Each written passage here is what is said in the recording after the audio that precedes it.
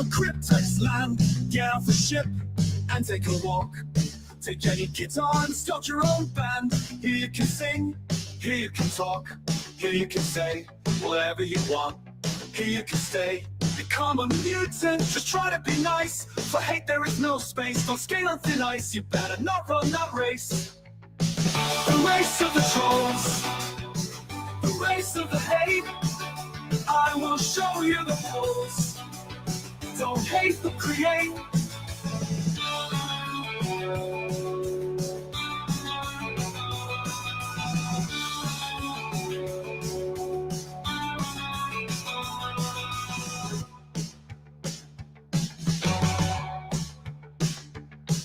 You are landing on Cryptex land. Get off the ship and take a walk.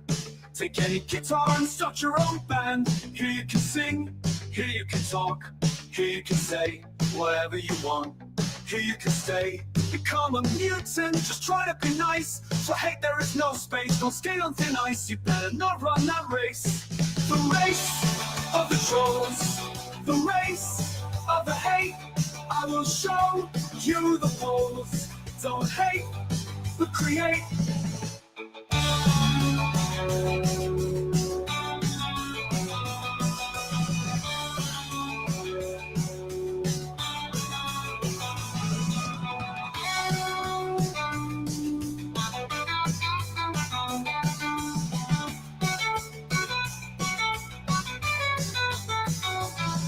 The race of the trolls, the race of the hate. I will show you the polls. Don't hate, but create.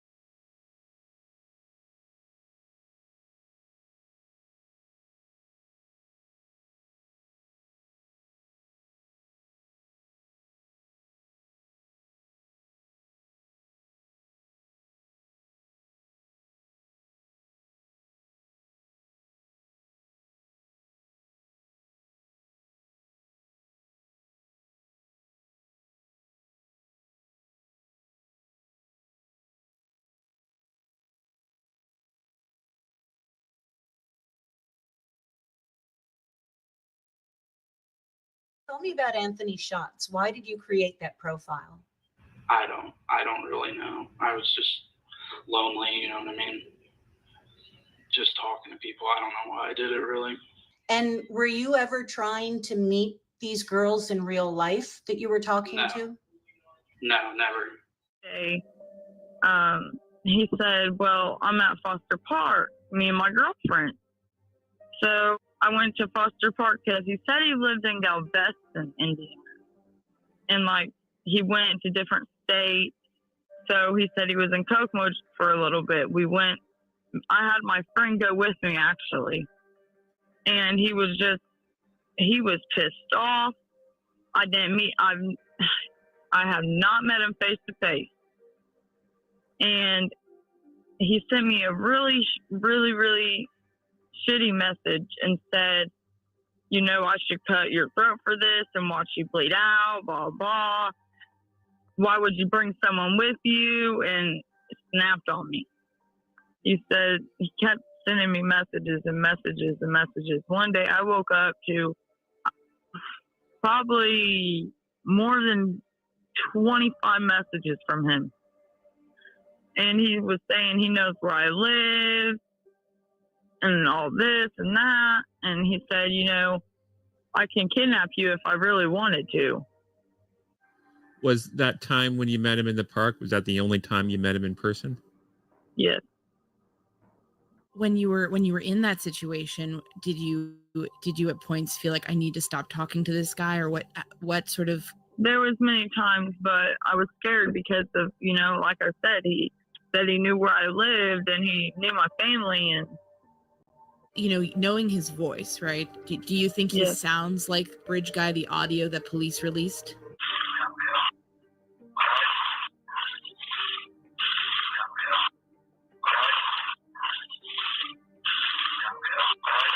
It's so creepy listening to that. Does it sound like Keegan to you? Yes. That's creepy. Yeah, it must be. It's horrifying.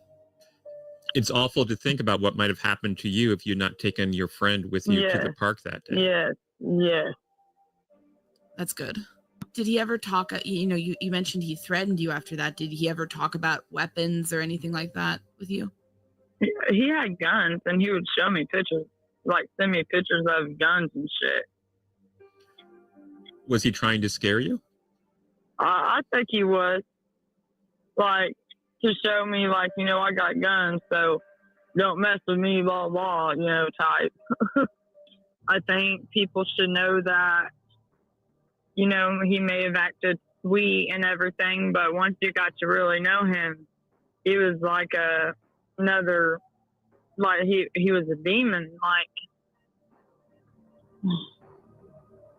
yeah, kind of like a ID show evil lives here. Yeah. He's evil. It was creepy and weird, and I told my husband about who Keegan Klein was. So why do you think investigators are putting so much focus on you right now? I have not a clue. I think it's because they said I was the last person to talk to her, is what they've told me.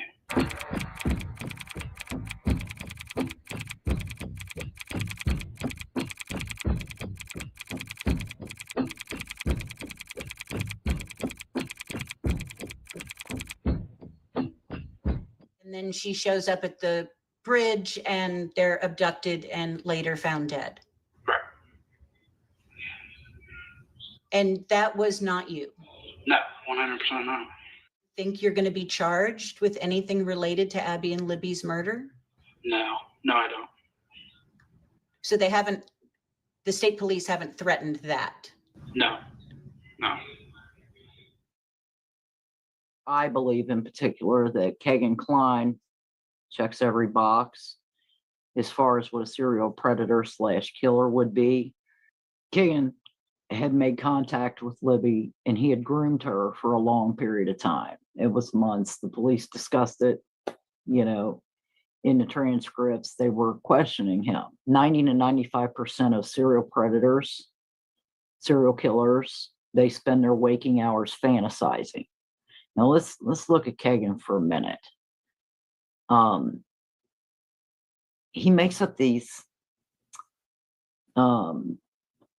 fake instances of, he's living in Vegas for a couple of years when actually he's only there for a few days.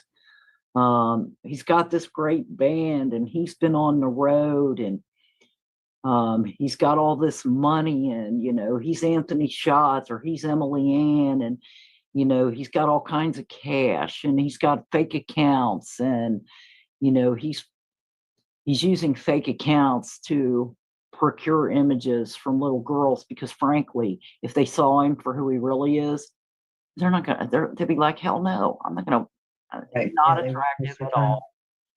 They're not gonna waste their time with him.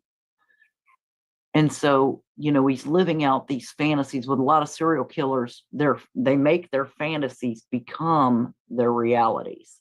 Mm-hmm. And that's their whole goal. And it's completely self-serving and narcissistic. Well, in listening to his siblings, mm-hmm. his own sister wanted to meet him in Vegas and he didn't show up. He says, yeah, I'm living out here. She lived not far from there. She's like, I want to meet you. And he ghosted her. He just didn't show. So after that, she's like, well, you can't. And then she found out he wasn't even living in Vegas. And she's like, oh, well, you can't believe anything KEGAN says because, he just makes this. What was the fantasy world? Yeah. And so, again, when you're looking at a serial predator, they spend 90 to 95% of their waking hours in the fantasy world.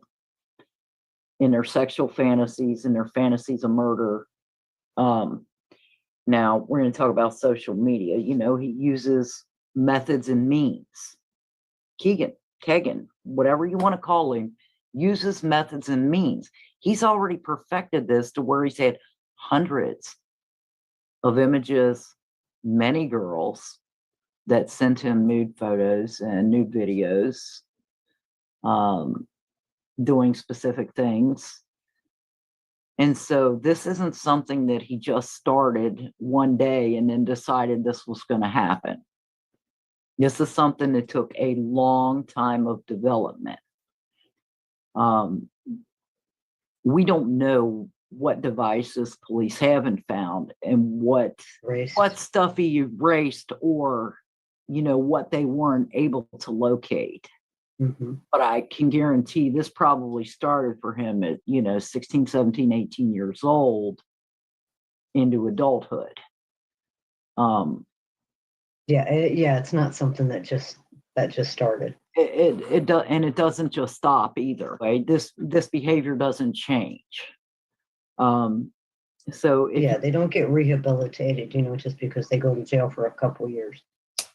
They come out doing the same thing the majority of the time. It is an addiction. It is not just a sexual addiction, but control, power, inflicting pain, all of these things. It makes them feel almost like they're gods, like they have complete and total control over someone, and that's part of the fantasy. Now each killer has their own signatures, of course, but in looking at KEGAN's behaviors, in the transcripts, it talks about how he looked up, was it Sandy Hook? Wanted to see the bodies of the Sandy Hook victims. He also wanted to see, because it was the young children. Yes. And he also wanted to see JonBenet Ramsey's, her abdomen, her deceased abdomen. So there's a couple of things I want to say about that. Serial killers don't start out with necrophilia. They don't start out with wanting to have sexual relations with a deceased body. Okay, so this is KEGAN. This is KEGAN's fantasy. He's wanting to look at these dead children, which is extremely alarming. Not only that, when he's in particular speaking about JonBenet Ramsey and about wanting to see her abdomen, that would focus more in on a signature of his. That is a specific paraphilia, where he's looking at specific body parts and objectifying specific body parts. Does that go back to his own abdomen in his mental fantasy? Is there some sort of disconnect there? That would be for a psychiatrist. Right. Because he is a big guy. But anyway, so in looking at KEGAN in particular, he's not been convicted of being a serial killer. He's not been even charged with these murders. But in looking at his behavior, so you've got him stalking girls, you've got him grooming girls, you've got a grooming process that he's perfected at this point that probably started when he was 15, 16, 17, 18. And then he's, at this point, he's probably viewed, snuff films, rough porn. His own father took him to Chicken Ranch. Yeah, it all goes with the dark web too. Yeah. Only God knows what he's viewed, shared, done. Yeah. Checking the boxes. KEGAN have 5 different phones. Now they're saying that these different phones were active at the same time in the same location. He could have had them sitting on his desk in front of him. He could have had them sitting on his bed in front of him, playing different fantasy roles with each person that he talked to, because that's the way a serial killer's mind works. That is another thing that KEGAN Klein does. if you notice in his interviews, you're going back and forth. He compartmentalizes. He wants to see. When they was talking about the cars, talking about him sending things, and he said, but that wasn't me. Oh, that was Anthony Schatz. And he got excited. I mean, you could tell just by the wording, you know, it was like a total different another trait person, because it was a different person. So he was Anthony Schatz at that moment. Okay, and in looking at KEGAN in what you specifically just brought up, you know, aside from him compartmentalizing things and objectifying girls, young girls, not as, see, he doesn't view them as people. He views them as objects for his own self-satisfaction and sexual gratification. It's not a give and take relationship. This is what he wants, and he's going to do 25 different things, whatever works, to get what he wants. And it's very narcissistic in nature. Also interesting is, well, why did Barbara McDonald asked him, well, why did you do this? He says, well, you know, I was lonely. In reality, you know, these serial killers, they believe they are alone in the world. And there's a reason for that. They can't share their fantasy life with everybody. They can't share their fantasy life with anybody. Right.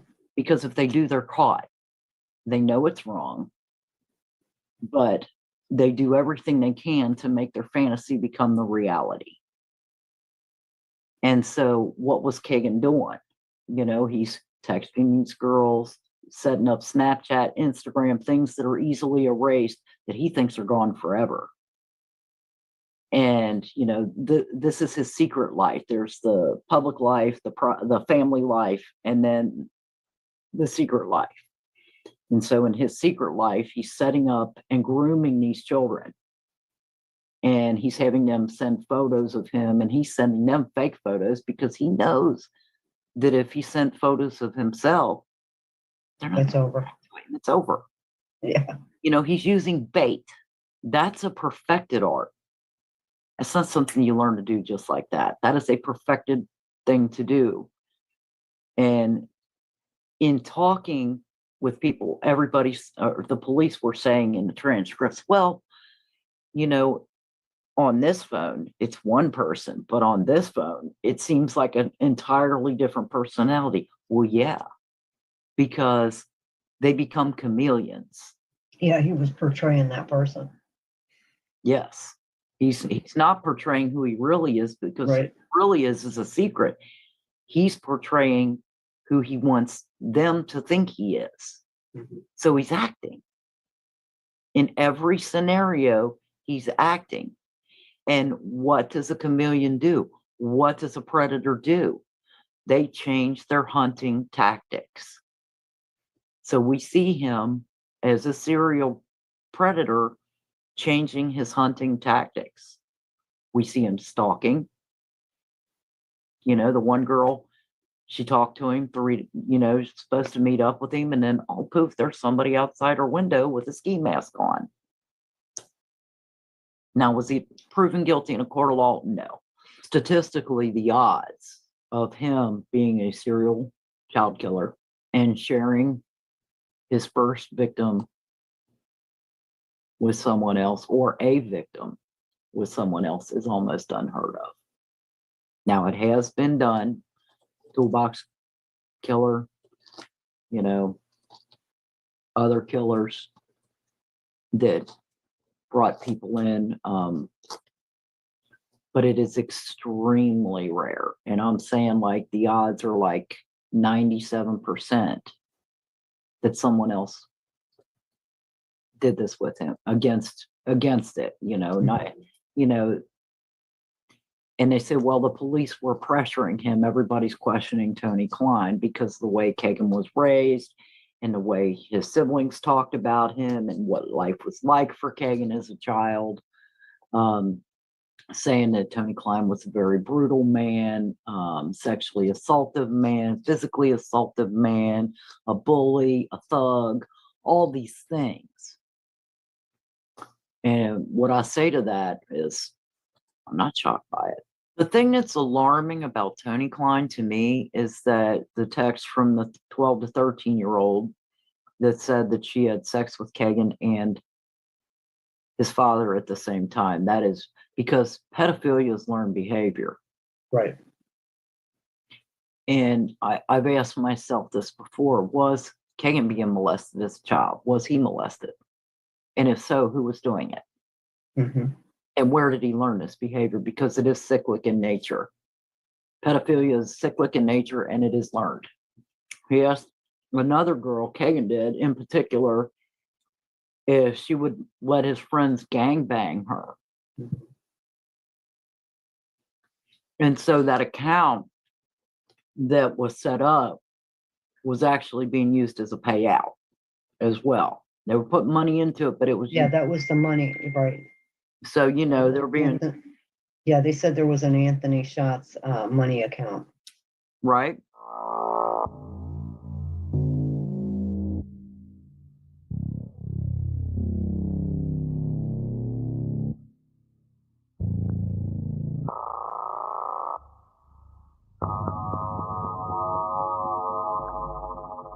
They say that one of the girls got some money out of that account, that basically he was being sugar daddy in order for her to bang him and his dad. That said, the odds are 95% against, I'd say 97% against another person being out there with him unless he was going to sell it, put it in a Dropbox, or was specifically doing this for someone who had approached him. Yeah. Is he? Yeah, one videotape and the other doing the Right. But generally speaking, serial killers, they're very secretive. Their life is a secret. What did KEGAN do? Well, he erased his phones, not just because he didn't want to get caught. It's not all about not wanting to get caught. It's about him keeping those fantasies as ownership and control over those people. Police initially said that the murders of Abby and Libby were non-secular. Lo and behold, he became an ordained minister, or if you will, a justice of the peace. Again, we heard about his abusive childhood. Now, he in particular wasn't abused, but he witnessed his older half brother and sister being abused. He was shown by his father what to emulate. Now, they said KEGAN could get away with anything without consequences or repercussions. So, what would stop him? What would ever stop him? What would ever make him know the difference between right and wrong? What would make him, go off this path into the fantasy land? Here's an interesting concept that I thought about. Okay, so you got Elizabeth and Lyric, and you've got Abby and Libby. And at the sites, you've got the 3 logs that are coming up, placed in the ground. They're led across the creek. He's ordained. Was this sort of like a baptism type, religious type fantasy, and then he's going to sacrifice the virgins? Or, what exactly was occurring there? If it was both. And I find it really interesting that he used to go back and forth from Colorado to Indiana, Colorado, back and forth, Denver to Indiana, Denver to Delphi. When I listened to the transcripts, what I got out of it is KEGAN says, no, this person, friend 1 wasn't involved. Friend 2, friend 1 had his phone and it could have been him. But then, no, it couldn't have been him because he was in Las Vegas and you were in Delphi. What about friend 2? It could have been friend 2. And no, I didn't really hang around with him because, I didn't want to be seen with him because he was selling like a pound a week or whatever. He says, I'm not going to snitch my friend out. In the same breath, he's snitching on him. And then finally he admits, his dad was violent. It could have been his dad, he's pointing a finger at everybody but himself. Mm-hmm. And at every single turn, even after he puts himself in the scenario as the killer, it's very possible that he had someone else's DNA on him that they're not aware of when he went out there, that he picked up somebody's DNA and that they don't know who that person is. When he went to drop off his phone, did he go somewhere else first? What'd you think about him saying he didn't want his dad to know, but he was going to take off in the middle of the night? And then he said he didn't. And then he said he was fucked. What do you think he meant by that? Why would he take off and run from his dad? What happens when somebody commits murder? What do they usually do? In the first 2 days, boom, they're gone. And they book it because they're afraid of getting caught. They take off. No? Take off, change their appearance. He's gained what, like 75 pounds since then? 50 to 75 pounds. Changed his hair. He doesn't wear his hair the same. Now it's all, balding here and pulled down like this. Right. Oh, it looks completely different. He looks like he's aged 20 years in 5 years. And he's still a young kid. There's no reason he should look that old, that rough. Well, I mean, he's 27 when, he's 27, 28 now, almost 28 now. 10 years ago, he would have been 18 if he's responsible for Elizabeth and Lyric. And thinking about that whole religious fantasy thing. And see, that's the thing with serial killers, once they do something, it's almost like a crack for them. They want, or heroin. It's, this addiction is almost like that in the mind of a serial killer where they have to get that same high. So, Elizabeth and Lyric were a lot younger. They were 8 and 10. And so an 8 and 10-year-old, it's very, very easy to control them if you're driving a van or if, you're with somebody or whatever. So if you put the non-secular aspect into it, it's a religious aspect of it, and he's got these girls, what's his next high going to be? What was his first high? What's his next high? Mm-hmm. And what's his next high after that? Interesting enough, in August 2020, he's talking about necrophilia. He didn't just wake up as a 15-year-old and say, oh, I want to, you know what I mean? Well, and with law enforcement and them, if they're questioning him, it was like pulling teeth to try and get information out from a 12-year-old and down. He didn't want to talk about that. He didn't want to mention, oh no, not that young, but it was that young. It was a young and always an outcast. He said he was an outcast in school. Mm-hmm. He was separate. He was weird. He was the isolated kid. For some reason, he doesn't want to. Which all fits in and is typical of the life of a serial killer. They're the outcast. They're the weird one. They're the different one. They have, a lot of people say, oh, well, they have low IQs. They have high IQs. No, it varies. There's a range there, okay? But it's generally they're the weird one. And they're the one that doesn't fit in. Everybody knows there's something not quite right. There's also the history of abuse. Witnessing abuse, witnessing brutality, witnessing animal. I wonder, did KEGAN hunt? Was he a hunter? They said Tony did. Tony was a hunter, so. But he probably took him with. Wow. Now here's the thing.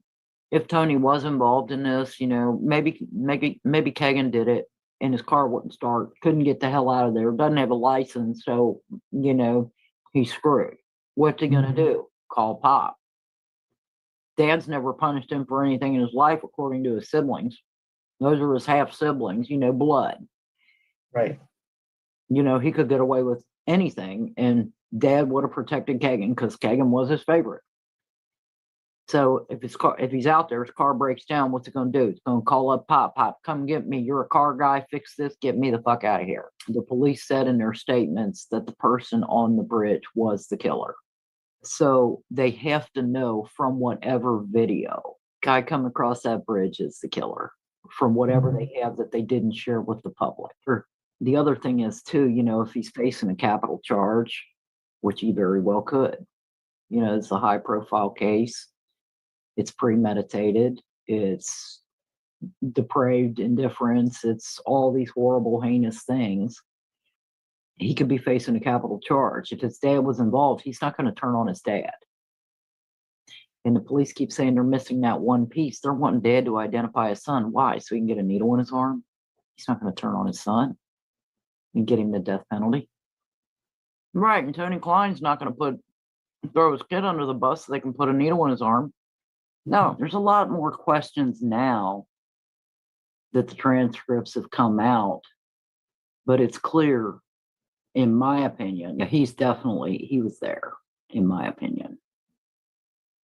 And he fits every single box statistically of what a serial killer is and how their life progresses.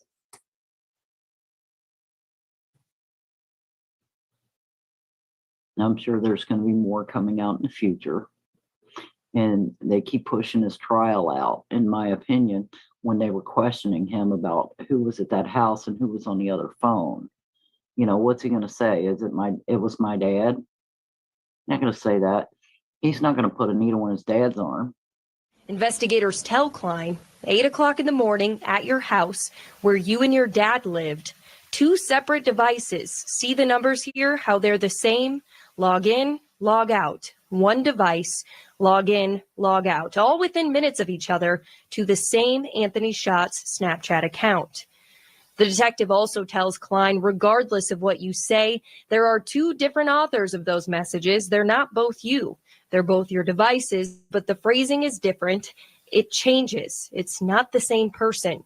So we know we have multiple logins with Snapchat. We have 2 different people using Kick Messenger talking to people from your residence.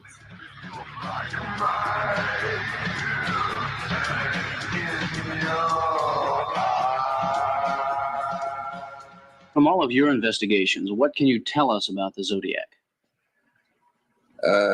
Not a great deal. He's not an unintelligent man by a long shot. His paragraphing, his phrasing, his punctuation is very good. I'm sure he has deliberately misspelled words in an attempt to lead us to believe that he's illiterate, but in so doing, why he's led us to the point that we believe just the opposite. Led us to the point that we believe just the opposite. Led us to the point that we believe just the opposite. And his dad's not going to put a needle in his arm. So they're probably trying to negotiate or trying to get him to slip up and admit something. They stopped accusing him of having involvement because every time, if you noticed in the transcripts, every time they started mentioning Delphi, he started getting freaked out. Mm-hmm.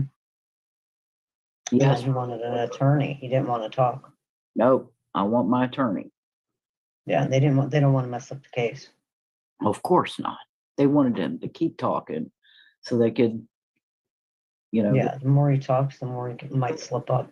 Go from complete calmness, guys down the hill, to murder. There's no soul there. Yeah, there's none. There's blank. A complete objectification in fantasy becoming reality for that individual. I mean, right now, they have a pretty strong circumstantial case against him. Superintendent Carter, he keeps saying, well, we're just one piece away. Well, they know who the killer is. One piece away is somebody who can put him there. Because if they can't put him there, and his phone's over on Country Club Lane, what do they have? They've got text messages. They've got circumstantial evidence. We don't know what they have at the crime scene. There's going to be more charges coming. The question is when and what else do they have? He says, well, I don't have a driver's license. Hell, my nephew didn't have a driver's license. I didn't have a driver's license when I was 14. I was out driving. Come on. I mean, that's pretty common. There's people that drive all over every day that don't have a driver's license. People that have had 10 DUIs that still get in the car and drive drunk. Well, I don't have a driver's license. I don't drive. Right, dude. I mean, you lie every 2 minutes, every 1 minute. Yeah, there was a lot of deception in that The other thing he did too, interview. which I noted in his interviews, is here's another example. Well, if I would have done this, really, if you would have done this, why would you even put yourself in that scenario? Normal people don't do that. Lie detector, yeah, he failed. He says, well, I don't know. Yeah. But I think it's because they said I was the last person to talk to Libby. You don't know? That fact wouldn't stick in your freaking head. Well, and saying that he didn't even know her. I never talked to her. After he had already told him that he did. He confirmed it. And then he said, I didn't know. And then they said, yes, you talked to her at the sleepover. Right. They're building the case. They got to do whatever it takes to actually put the case together. Now they got one shot at it. So they know it's him, in my opinion. He told the reporter he was surprised a dead body was found in the creek across from his home. I'm like, what the hell's going on? I'm like, what the hell's going on? I'm like, what the hell's going on? I'm like, what the hell's going on? I had no clue. I have not a clue. I had no clue. I have not a clue. Haverly knew exactly what was going on. Haverly knew exactly what was going on. Authorities say the body was his mother's, 60-year-old Patricia Haverly, and now he is charged with murder and abusing a corpse. I feel like I'm being harassed completely. I'm very lonely. That's hard. Yeah, it is hard. I wake up alone, I go to work alone, I go to bed alone. Some other guys, they have women that go to movies, they eat pizza together. And you wish you had that. A woman who loved you.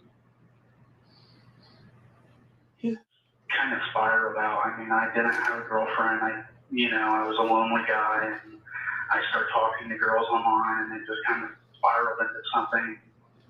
I don't know. It's crazy. What do you do with the urge to be with a woman? Just push it down. I don't really know. I was just lonely, you know what I mean? Just talking to people. I don't know why I did it, really. And were you ever trying to meet these girls in real life that you were talking to? No, never. I feel like I'm being harassed completely.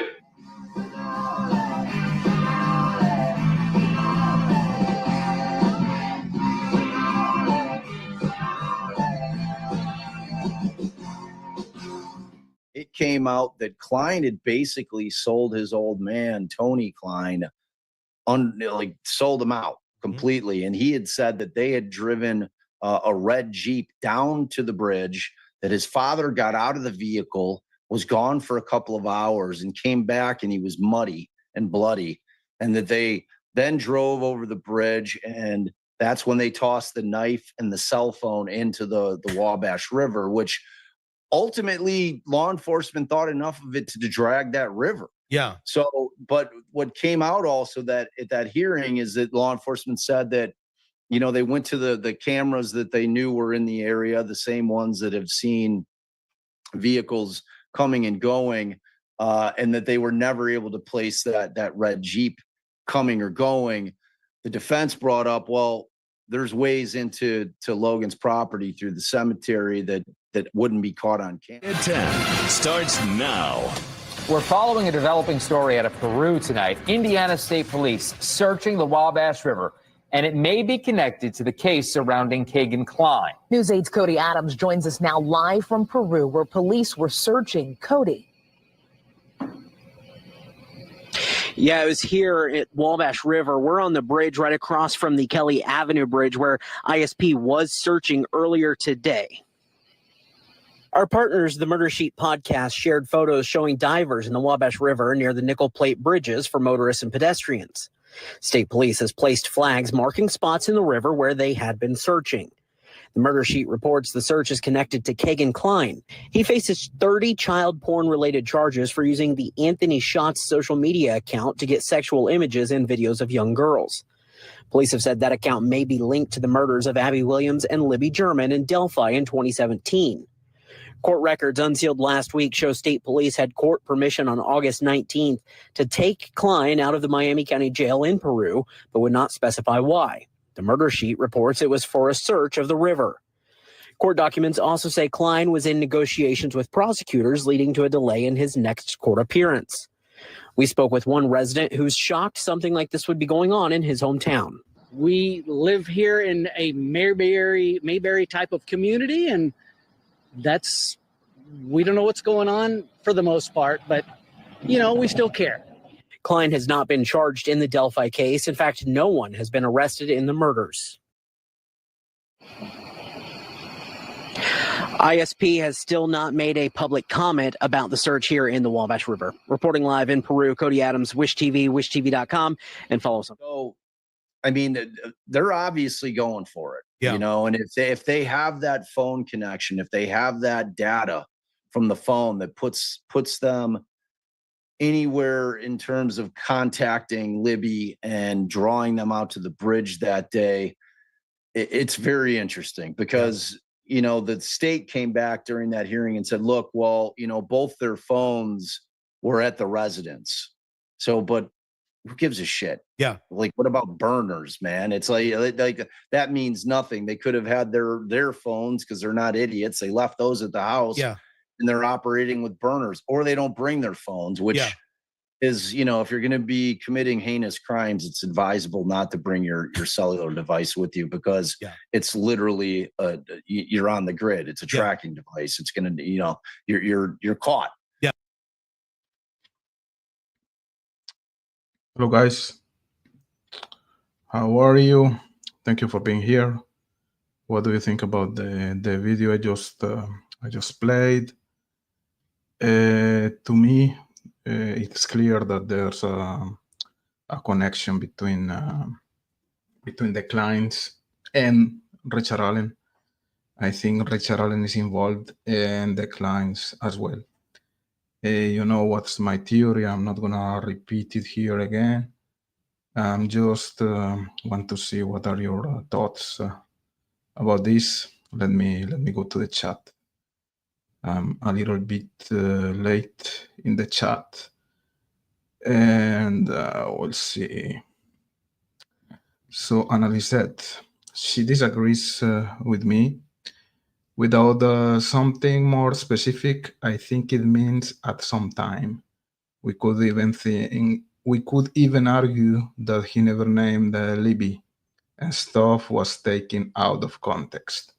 So Annalise is talking about the statement of KEGAN Klein when he said that he was supposed to meet Libby, but she never showed up. And she's right. KEGAN never said that he was supposed to meet her that day, the 13th of February. And he never said that he was supposed to meet her at the bridge. So you're right, I agree with you. But in my opinion, it was clear that in the context of the conversation, that was the scenario. So that's how I read between lines. But you're right. If we go by the book, he didn't say he was supposed to meet her that day, the 13th of February.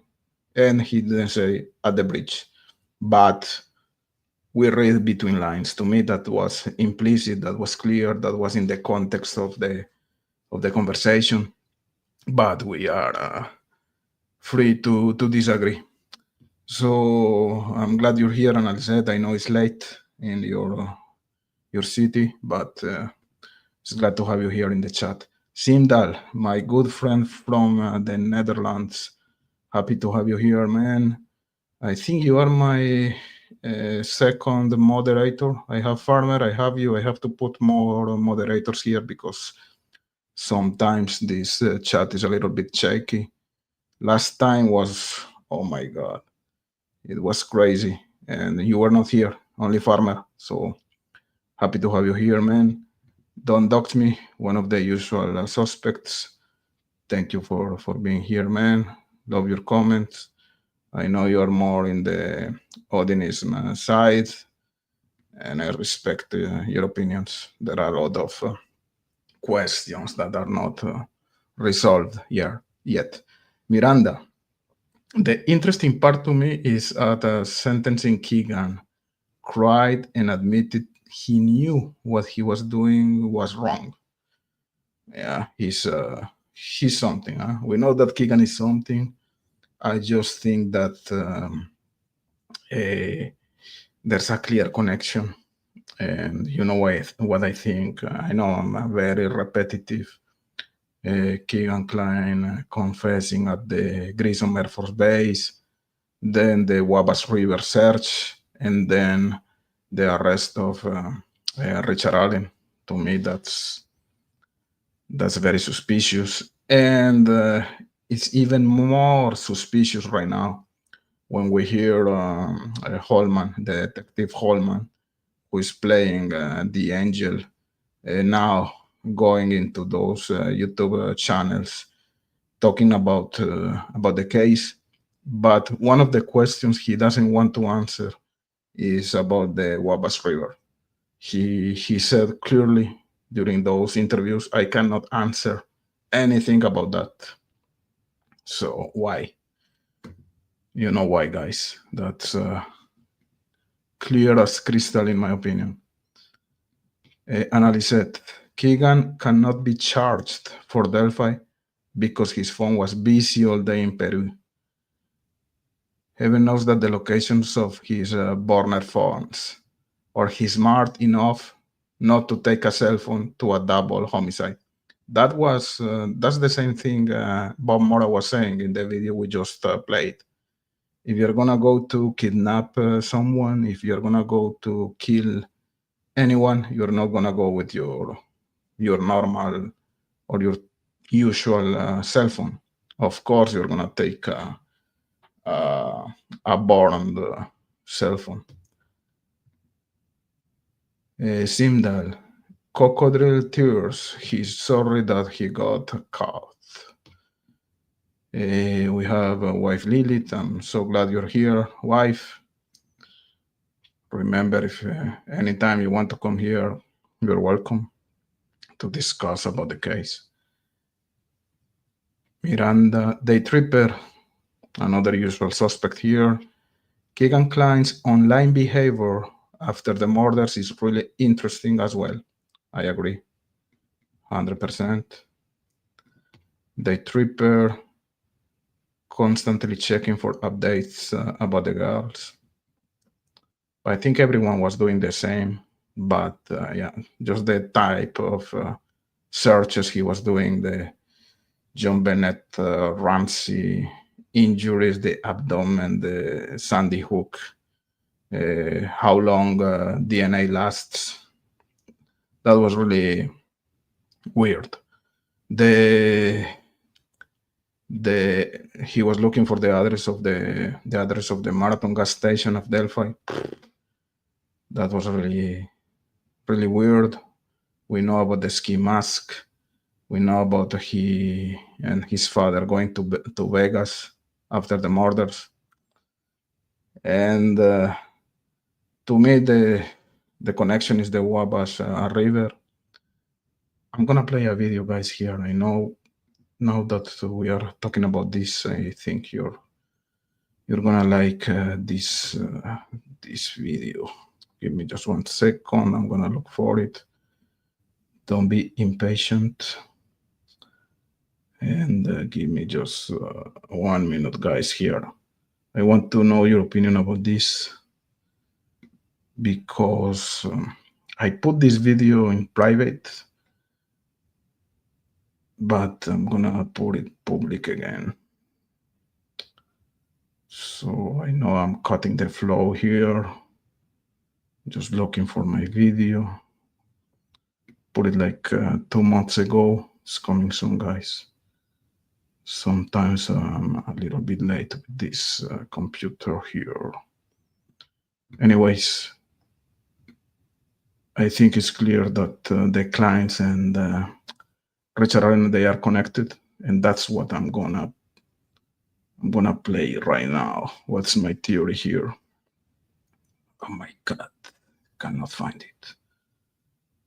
Give me just 1 second, guys. I'm a little bit stressed. I know, cutting the flow, but this is script text. I'm always lost. Oh my God, what is it? 1 second, guys, please. Coming soon. Coming soon, guys. Okay, they're on time. Internet. Oh, come on. Okay, I found it. Sorry for that. I'm gonna play it right now, guys, and I want to see your face. So, present here, share screen, and I'm gonna put this. It's called the hidden connection. Let's go with that.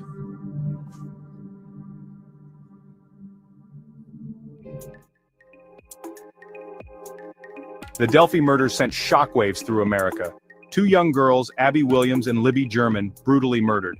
Their killer, still a mystery for years. The small town of Delphi, Indiana, forever scarred. The case gripped the nation. Leads ran cold, frustration mounted. Then a break. Richard Allen, a local man, arrested, charged with the murders, but questions linger. Did Allen act alone? Rumors swirl. Whispers of a possible connection to the Kleins, a family known to law enforcement. KEGAN Klein, already imprisoned for child exploitation. His father, Tony Klein, under scrutiny. Could they be involved? The investigation continues. Every stone must be overturned. The truth, elusive yet crucial. For Abby and Libby, for Delphi, for justice. The search for answers leads us down a winding path. A path that passes a seemingly innocuous location. A place called Johnny Walker's Auto and Truck. Richard Allen, an enigma, an ordinary man living an ordinary life, or so it seemed. Now he stands accused of unspeakable acts. Did the monster lurk beneath the surface? The investigation reveals a possible connection to the Kleins. KEGAN Klein, a known predator, his crimes, a chilling echo of the Delphi tragedy. Tony Klein, the patriarch. A cloud of suspicion hangs over him. Did he know? Was he involved? The truth remains hidden, but the dots are starting to connect. Richard Allen's wife, Kathy, holds a key. Her brother, John Walker, deceased, but his life intertwined with both Allen and the Kleins. Johnny Walker's Auto and Truck, a business now closed, but in its time, a hub of activity. John Walker, a fixture there. His passion for cars and motorcycles shared by Tony Klein. Did their paths cross at Johnny Walker's? Was this a meeting place, a place to plot, or simply a coincidence? Johnny Walker's Auto and Truck, more than just a business, a place of connection. John Walker, Kathy Allen's brother, a key figure. His presence there, a link between Richard Allen and Tony Klein. Did their shared interest in cars and motorcycles bring them together? Were darker secrets discussed within those walls? The location significant? Just a stone's throw from the Klein residence, a short drive across the Wabash River, a river with its own dark secrets, a river that may hold the key to unlocking the truth. Witnesses recall seeing vehicles coming and going from Johnny Walker's, vehicles matching descriptions of those belonging to Allen and the Kleins. The business, now shuttered, but its secrets may still linger. Records of transactions, customer lists, security footage, clues that could crack the case wide open. The investigation intensifies, every lead pursued, every connection scrutinized. Johnny Walker's Auto and Truck, once a place of commerce, now a focal point in the search for justice. The Wabash River, a silent witness, flowing through the heart of Delphi. Its currents may hold the answers we seek. Richard Allen, known to frequent the river, a place to clear his head, he claimed, or a place to dispose of evidence. The Kleins, too, familiar with the river's edge. Fishing trips, bonfires, late-night gatherings. What secrets did the riverbank hold? Witnesses recall seeing fires burning on the banks, fires that burned late into the night. Were they innocent gatherings or something more sinister? The river, vast and unforgiving, its depths concealing the truth. Divers scour the murky bottom, searching for any sign, any clue that might lead them closer to the truth. The Wabash River, once a source of life and recreation, now a symbol of tragedy and mystery, its secrets waiting to be revealed.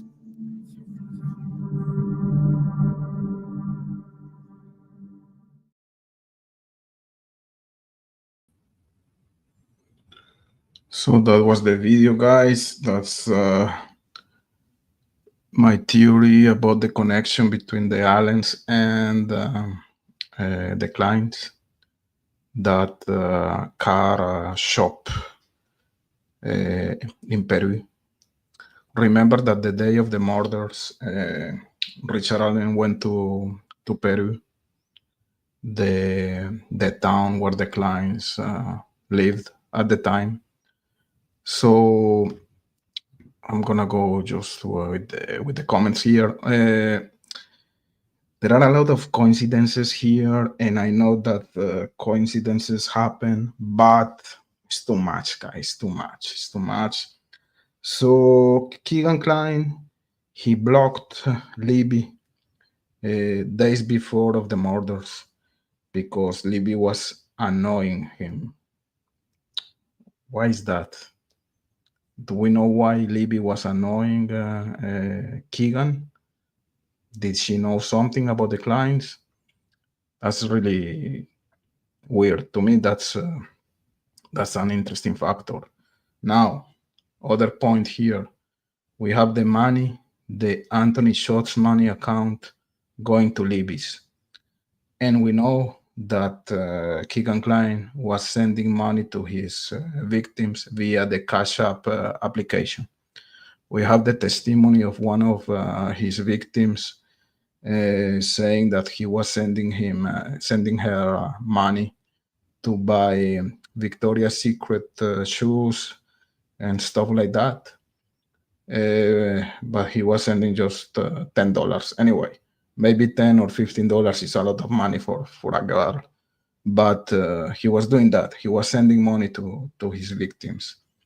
And according to the transcripts, he was sending money to Libby. We have the money, we have the Anthony Schultz money account going to Libby.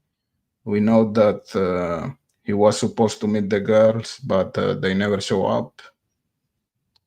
We have the searches about the Marathon gas station. We have the clients going to Vegas. We have Keegan Klein confessing at the Grissom Air Force Base. We have the search of the Wabash River just after his confession. We have Jerry Holman stating today that he cannot talk about the Wabash River. Why? To me, because there's a clear connection there. And I can go with a lot of points like that the whole night. So guys, at one point, coincidences are not coincidences anymore. I'm just gonna read your comments here, guys. Miranda, it would have shown up on the Hoosier Harvester. Sorry, my mouse is Harvest store camera. I don't know what are you talking about. And cemeteries hide cars. I'm in the middle of your discussion, guys, so I don't know what are you talking about here. Don't dox me. Prayers for the family and justice for Abby and Libby. I agree with you 100%. And I think regardless of our opinions here in this case, that's what we all want, justice for the girls. To me, in my opinion, there is not full justice here. We have maybe one of the persons involved behind bars, but I think there are other actors that are not yet processed, let's say. Analyzed, classmates of Keegan Klein have said he started the online Anthony Schultz type behavior when he was 15 and in high school. He just never quit doing it when he was an adult. Of course, that was his alter ego. KEGAN was not a handsome guy. He was not like a beautiful man, let's say. So that's why that was the way to get pictures from the girls, pretending to be a handsome guy under the Anthony Shots account, pretending to be rich, pretending to be a singer, pretending to be a successful guy. He was living in dreamland. Miranda, it helps to analyze why these predators do what they do. Diane, there's a bloody and muddy. Why is he not arrested? And how did he get muddy and bloody? Anthony Francis here. How are you, Anthony? Good to see you. Day Tripper. Annalisette. She's talking about the camera of the harvester. Okay, I'm gonna just pass here because I was not in that discussion. Simdal, I understand what you are saying, mitigating circumstances and such, but sometimes it goes a bit too far, in my opinion. Let me go a little bit down. So late in the chat, guys. Sorry for that. I wonder who they paid to keep their real phones active all day. Or did they just let friends get many free hours? Well, I think we know that KEGAN was friends with friend one. What about Travis Trexler? It's easy. Or maybe even himself.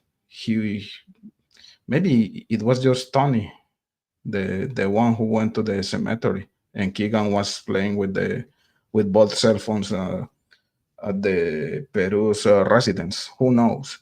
But let's say if both of them, Tony and KEGAN, they went to Delphi on the 13th, why not?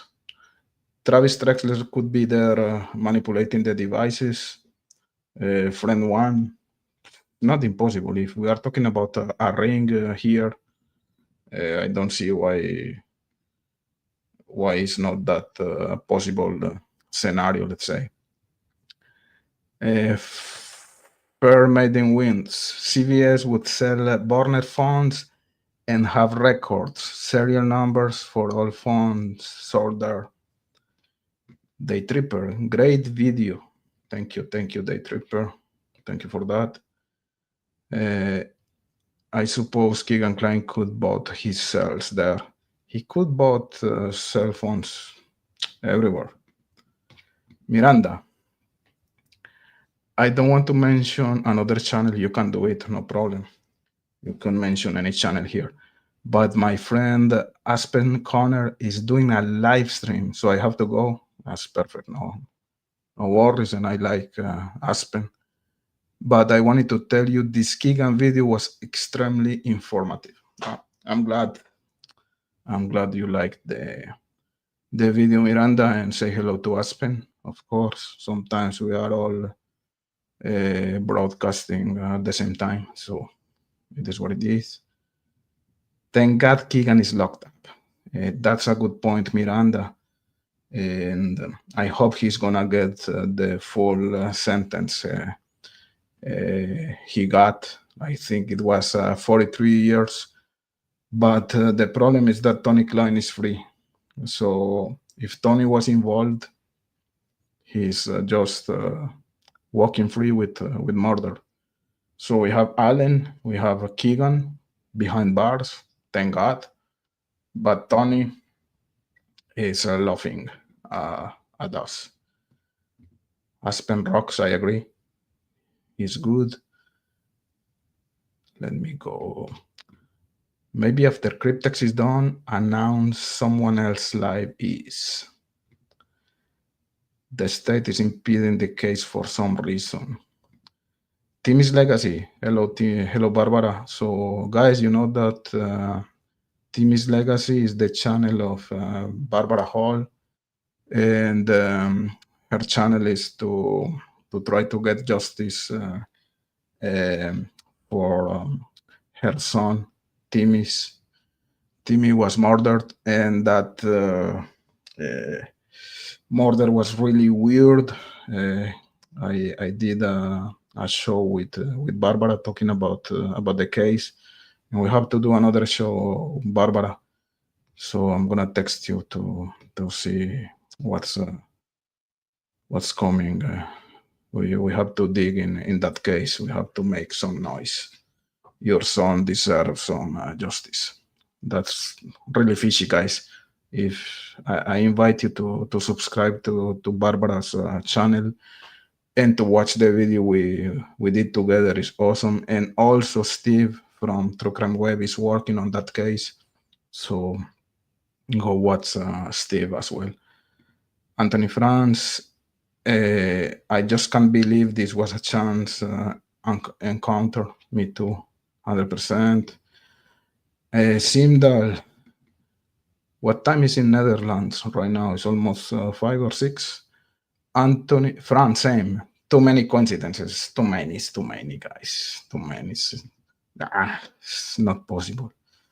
It's just impossible. It's just out of our minds.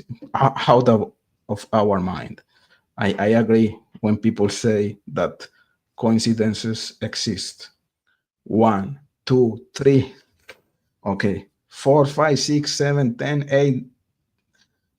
That's another thing. That's not the same. Annalise,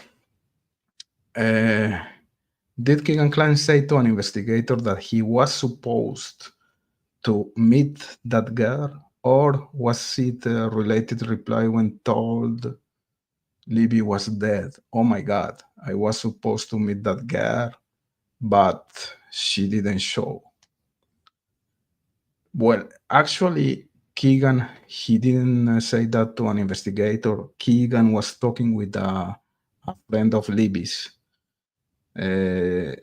So the investigator is actually telling us what Keegan told Libby's friend. You know what I mean? That was in the transcript. Jessica, because Keegan Klein is a CI. What is a CI? Child something, I don't know. Day Tripper. I believe Kelsey stated that she conversed with Anthony Schultz while she was looking for Libby. That's correct.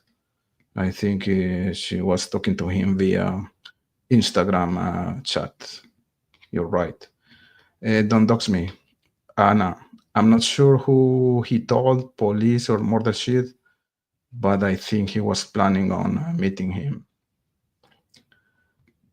Well, that was on the transcripts with Detective Vito. Diane, Keegan Klein said he went to meet Libby, but she never showed up. And then the father was with him. Where did he go? Why he came back? Maddie, I think you want to say, and Maddie, whatever. Annalise said, I think Keegan Klein is totally self-absorbed, that he had no idea he was causing harm. And he was making money. For sure, he was making money. He had an empire, in my opinion. I don't know how much money was he making, but for sure, there was a network there. And remember when Carter was telling us about the biggest investigation about child pornography in the history of Indiana. I think that the clients are part of that ring. And of course, if he was sending money to the girls, it was not for free. He was obtaining pictures, he was obtaining videos, and he was selling that to other people. That was his business. It was not a weed business, as he said during the interrogation. he was working on the dark web, selling pictures, selling videos. So that's the way he was making money. I'm just gonna go a little bit down here. Jordan Lanigan. Hello, Jordan. Nice to have you here. I still think there's more to the whole KEGAN thing. 100%, I agree. I had a couple of conversations with him since he's been in prison. Really?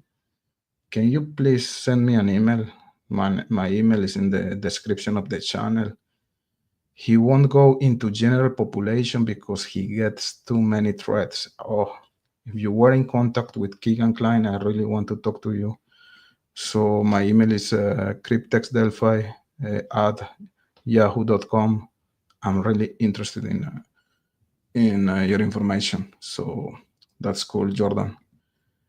Don't dox me. Thank you, Cryptex. No worries. Thank you.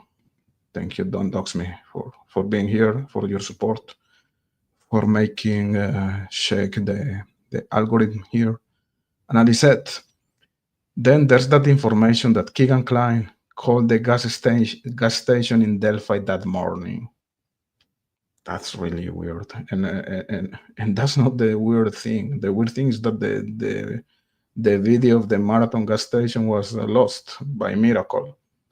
And in that situation, we cannot blame the inept officers of Delphi, Holman, and friends, because it was already the FBI who was guilty, let's say, about that disappearance. So that was the proof for us to confirm that the clients were there, in my opinion, or Allen, whatever.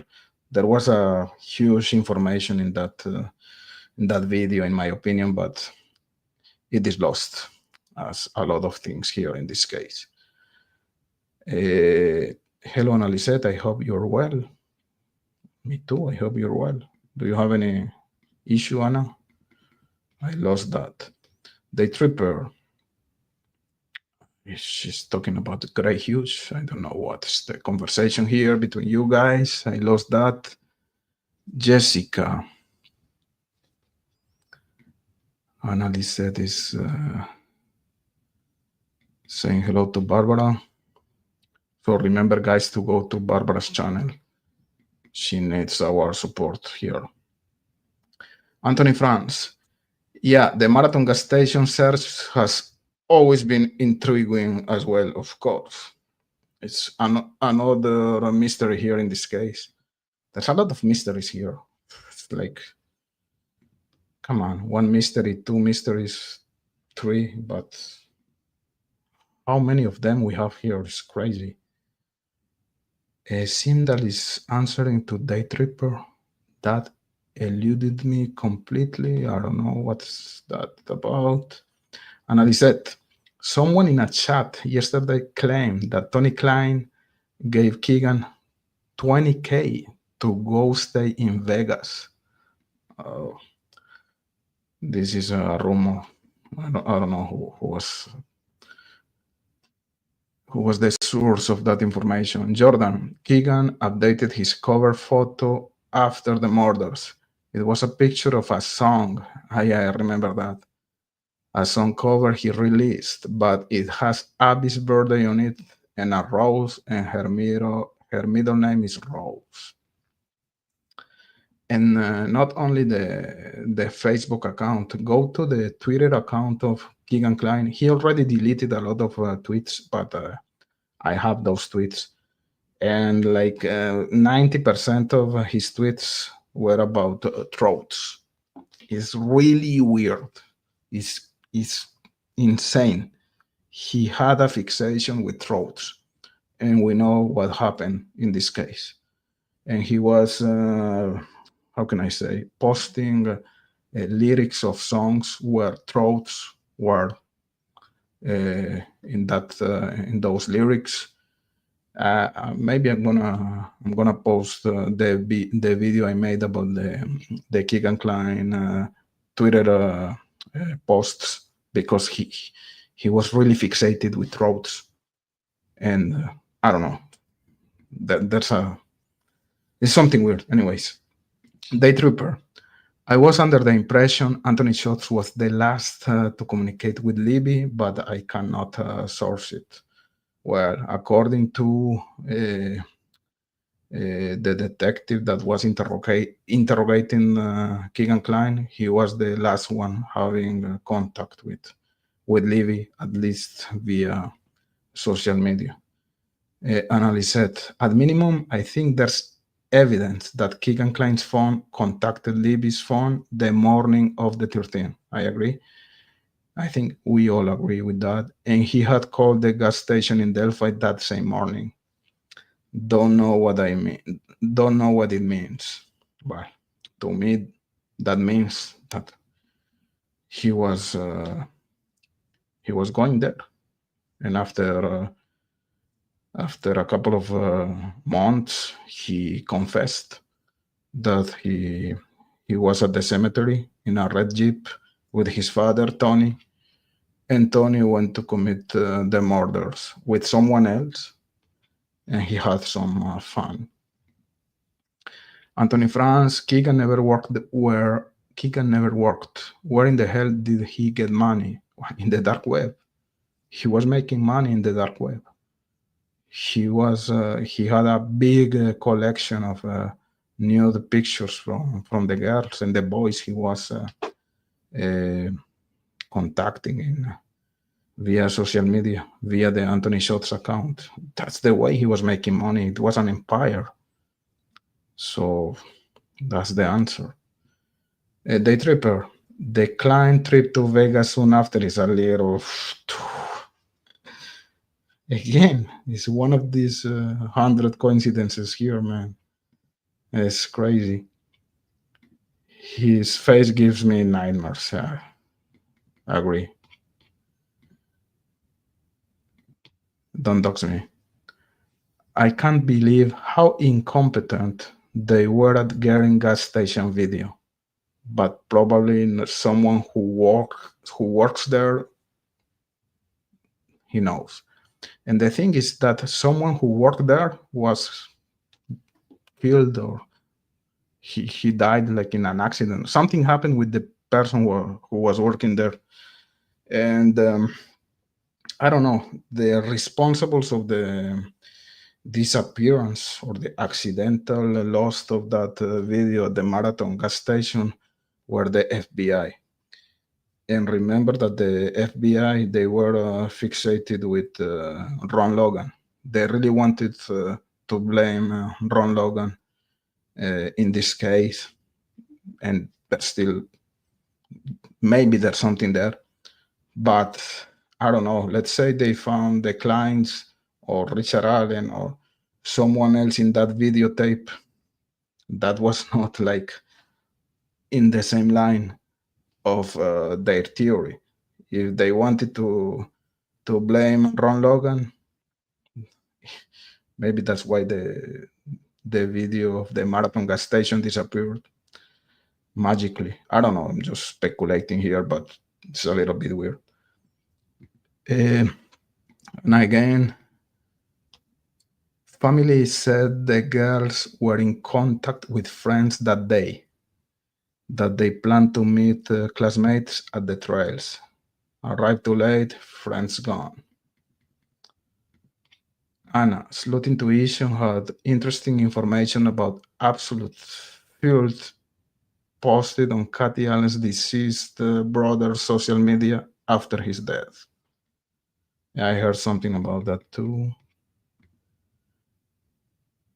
Don't dox me, please smash that like. Thank you, Cryptex, for having such a great channel, welcoming everyone's opinion. Yeah, I think we can talk here without the need of killing each other, one to each other.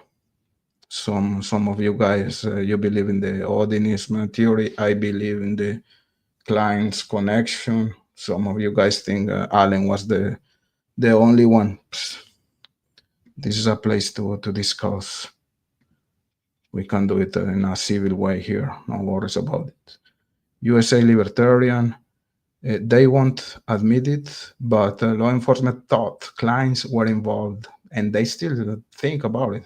Think about Harman. Considering how little they actually knew about the crime and how little evidence they had against Richard Allen, it's possible. I agree. I think there is more heavy factor or factors, let's say, to send Ron Logan or the clients to a process like this when you compare the evidence against Richard Allen, because they didn't have anything, in my opinion, against Allen. They had a feeling, and maybe they are right, but what did they have? They had the bullet. Even the jurors. Remember the interview that the juror made this week with the murder sheet? They didn't buy the bullet evidence. So the only thing they had was the confessions, but the confessions were post-arrest. So weird. And I believe Richard Allen is involved. I just think he didn't have a fair process here. Analyzet, looks like you're having a lot of snow here. We have a lot of snow. We are having mild weather here, unusual, but nice. Guys, I'm so late in the chat. Sorry for that. Try to skip a little bit of comments here. So Anna, Kathy Allen was shocked by the absolute filth that was posted on her late brother's social media, and she commented on it on her own social media. What the heck? So what's the idea here, Anna, that Richard Allen was using the account of Kathy Allen's brother after he died, something like that, or someone else? What's the theory there? Just, okay, I'm lost.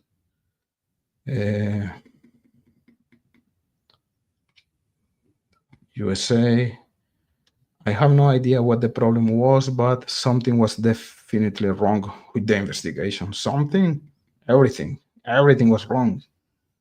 Everything.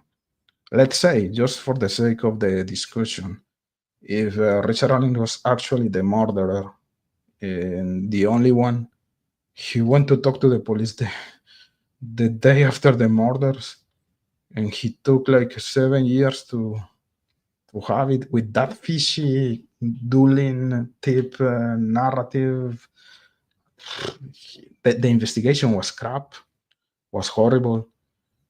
I don't want to repeat the whole speech I always said here, but some things are just, I cannot understand.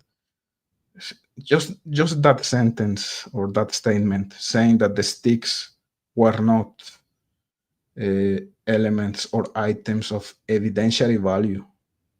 Some statement like that was said by a crime scene investigator.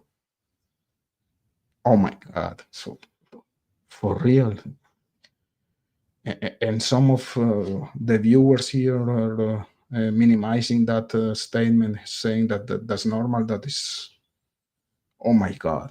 Sticks that were in direct contact with the injuries of the girls, in direct contact with the throats, and those guys who were participating in the investigation, they were saying that those items were not elements of evidentiary value. What can you? I don't know, guys. That makes me really mad. Just to think about it, and that's just one example of what happened here in this investigation. Is really idiot. Analyzet Sleuth also makes the point that investigators spent a lot of time and money on the Wabash River search. And Keegan Kline was taken out of jail for a field trip. Then, well, actually, that I don't think Sleuth was the first talking about that. That's actually what everyone was connecting. But yeah, of course.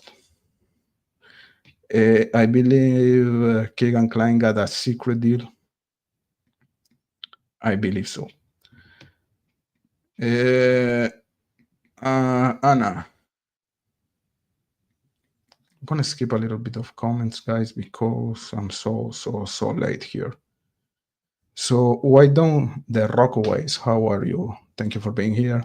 Why don't we have the real digital forensics in this case? The actual clues that would connect the victims to their killers. That's a good point. And the geofencing data was not allowed to be part of the process as an evidence. So great point you have here. USA. Also, Carter allegedly making a special trip to make sure Keegan Kline didn't get a reduced sentence. And Alicette is answering to you. Actually, he got 43 years, or maybe he traded 43 years for not being charged with double homicide.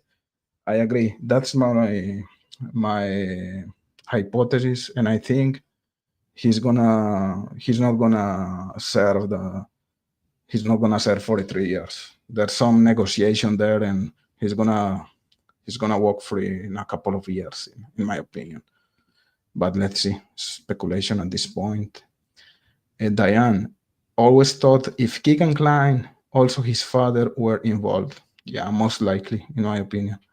Simdal, some of these apps are heavily encrypted and don't log the content of messages. Yeah, that's a good point. Barbara, hello. Gonna go down. Okay. We never got the actual video from the Hoosier, just cell phone pics taken by cops of it. I'm not sure. I think they have the video, but they went after to take also some pictures. I hope they have the video, because if not, oh my God, they have to have it. Come on. If someone in the chat can confirm that or discard that statement of the Rockaways, please let me know, because if they don't have the video, cannot believe that. The Tripper, I think it's likely that he could have gone down for a lot more than he did. Yeah. Okay, analyze. There's a rumor that it was $1 million. Yeah, that was the cost of the search of the Wabash River. That sounds like too much. The source for that amount is sketchy, so I don't necessarily believe it. I don't think it's that sketchy. How many weeks they were looking for that items? 5 weeks, something like that. How many people? There was a helicopter flying above the Wabash River with Doc Carter at the end. Do you know how much is to fly a helicopter? Is a lot of money just to make a show. I think the resources were expensive. It was not cheap, for sure. Praying for justice for Libby and Abby, praying for the families. I agree. Okay, let's go down here. Rockaways. Why is the crime still a mystery? Why do we still have so many questions without answers if we have the real killer? And I have a question for you guys. I agree with you when we said that Richard Allen, he didn't provide any alibi, and I'm not sure if that's the case or not. What happened when he went to talk to Dan Doolin after the events? Did Doolin ask Richard Allen what was his alibi, or not at all? He was just saying, okay, you were there and bye-bye. I don't understand. If you are a cop making an interview with someone who is going to tell you that he was at the trails, that he was at about the same time of the murders, dressing the same type of clothes, if you are the police officer, you are not gonna ask him, okay, what did you do after? What were your whereabouts that day? So, and he provided his cell phone. I think Dan Doolin was looking into his cell phone or something. So the fact that, if there is a fact, the idea of not having an alibi for Richard Allen is actually a fact, or is something that is just like a lie that is repeated too many times and we are just buying that? I don't know. Boston says, hello, Boston. I also heard upwards of $2 million. I'm still trying to find a number. The number I have in my mind is 1 million. USA, Tony Clyde only stopped calling KEGAN in jail after KEGAN threw him under the bus. Yep. Analyzed. Remember when Carter said, because KEGAN Klein, Anthony shot, they had busted the biggest season ring ever known in Indiana. Exactly. Great point. Hiawatha is here. Hey, well, how so you are not notified? So disappointed. Cannot believe that. You have to enable the notifications. Come on, guys. By the way, hit the like, guys. Let's check the algorithm here. Don't dox me. Don't bite the hand that fits you. FBI. Hiawatha. Yes, it was all over the news for months after he was arrested. You're talking about the $1 million, I imagine. USA Libertarian. Cryptos just started talking, so hang out for the convo. The Rockaways. I don't know the exact details, but I know that only still images, phone pictures of video playback were entered at no, I think the video was played, but just a couple of times, I think.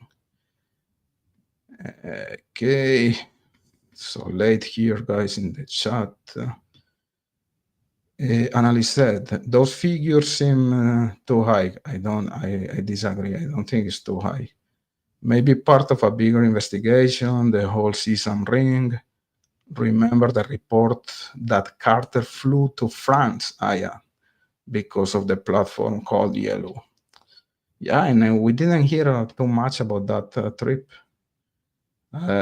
Allegedly, Carter and other officers, they went to France to do some investigation about the Yellow app. You're right. The Rockaways was the geofence evidence. Yeah. I want to know about it. Jordan. KEGAN is getting 20 years off. Yeah, I agree. 100%. He's not going to serve 43 years. I agree with you. So Annalise said, it was reported that the geofence stuff couldn't be used because of a new Indiana law that doesn't allow to use it. That's the stupidest law ever. For real, what is that? Hiawatha, how do some creators know what was on the geofencing data? Was that released to the public? A couple of creators, they knew a lot of information that was supposed to be confidential. And remember the interview that Baldwin, the defense lawyer, was having last week, when he said that one of the prosecution, he was referring to Nick. He said he told a YouTuber delete everything. And we know who deleted everything in YouTube. He deleted all of his videos. He changed the name of his channel, and now he came back with his normal or his usual name, and he started posting videos again. But we all know that this YouTuber at that time, he deleted all of his videos. That is really weird. He was in contact with the prosecution. He was having confidential information. He was working with the prosecution. That's clear. We were not born yesterday, and it's just a matter of connection of the dots. The Rockaways. I still cannot accept that KEGAN's invitation to meet the girls that day was just a coincidence with no link to the crime. I agree, 100%. Don't dox me. I did the research of KEGAN Klein's info online, but some FBA contractor took credit, so I quit looking. Sorry for that. And Ali said, KEGAN Klein, he had given lots of information, but investigators couldn't validate anything he had to say. Yeah, they did the search of the Wabash River after the interrogation to KEGAN Klein, so they got something from KEGAN. So I disagree here with you, Anna. Okay, thank you, Day Tripper. Thank you, Cryptors, Timmy. Okay, Hiawatha. Word is that Tony Klein is living in Florida. Really? My God. Oh. Timmy's Legacy. True Crime Web Foundation is the best. I agree. My God. We are so lucky to have Steve here in this community, guys. He's awesome. Subscribe to True Crime Web if you're not yet. Don't dox me. Don't take credit of anyone's research, Alex. ACI is confidential informant. Oh my God, so lost. Okay. Smiley Rose. Happy to have you here. I believe Tony Klein was the confidential informant at the AutoZone. Probably. The Rockaways. True Crime Web loves the unconstitutional treatment of Richard Allen in custody. But you know what is weird here, the Rockaways, is that we just heard the testimony of the juror this week, and she said that she was not impressed with the conditions of Richard Allen in the Westville Correctional Facility. According to her, it was not that bad. And even the lawyers, the defense lawyers, Baldwin and Rossi, they said that the people working in the correctional facility, what's the name of those, the guards, I don't know, they were really nice. So apparently he was not treated that bad. I don't know. I wish, I really would like to watch those videos, but there's like an inconsistency here, so I don't know. I don't know what to say. That's what she said, the juror, that she was not, according to her, he was not treated badly. No way KEGAN Klein is a confidential informant. No, not KEGAN, but Tony. And KEGAN, maybe he has he made a negotiation here. The Rockaways, okay. Timmy, I don't blame Steve about the way he was treated. Well, yeah, I agree. Steve is really fair, because we can say that Steve is like pro-prosecution, and of course he was a former law enforcement, but when we really watch his videos, he's always open-minded. One of the videos he made, about the defensive or the lack of defensive injuries on the hands of the victims. He's opening the door for multiple perpetrators. So he's really fair. He's not like a crazy guy here. Guys, I think it's okay. I'm gonna try to finish with the comments here. Analyzet, looking at probabilities, it's extremely not probable that two girls will be victims of a double homicide, but it's very likely young girls online will interact with predators like Kegan Kline. Anthony Franz, I know Kegan was not arrested for a few years after they knew what he was doing. So maybe he was working for law enforcement. Yeah, maybe there's a negotiation there for sure. Well, I think the chat is becoming a little bit shaky here.